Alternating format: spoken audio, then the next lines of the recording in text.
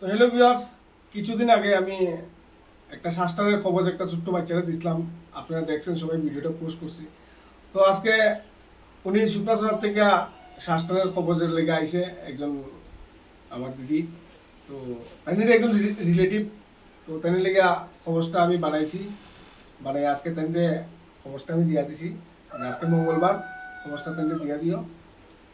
আর আজকে ভিডিওটা বানানোর কারণটা হলো কি, আজকে যেমন আমার একটা ভিডিও দিকে এইরকম একজন আইছে, এরকম আরো তোমরা সাহায্যে, তোমরা যদি ভিডিওটা শেয়ার করে সবকে দাও, তাহলে তোমরা সাহায্যে কিন্তু আরো এরকম বহুত মানুষ উপকৃত হইতে পারে আমার একটা জিনিস দিয়া।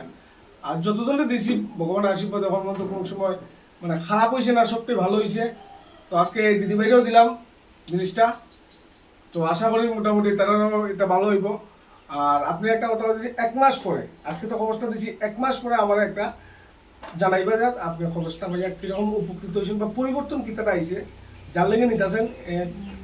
আমার এটার মধ্যে কোনো মানা ছিল নাই, ঠিক আছে, তারপরে নিজের মধ্যে একটা আছে আমার আইতে অজানা লাগিয়া। আচ্ছা আচ্ছা, অসুবিধা নাই, যেসার লেগে নেই, কোনো অসুবিধা নেই, ওইটাই আর আমার 1 মাস পরে আপনি জানাইবা, ঠিক আছে, ওইটাই কথা।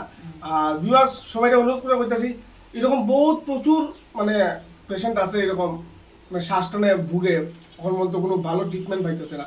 তা আমিও কই না যে এরকম গর্ব করিয়া যে এটা ভালো হইব, কিন্তু আমি যারাই দিছি এখন মতো কোনো এরকম বাজে কোনো ফিডব্যাক আইছে না, ভালোই ফিডব্যাক আইছে।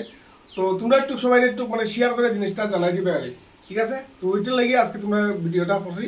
তো সবাই ভালো থাকবে, আর দেখা হইবা আবার আগামী একটা next video. Tata, bye bye.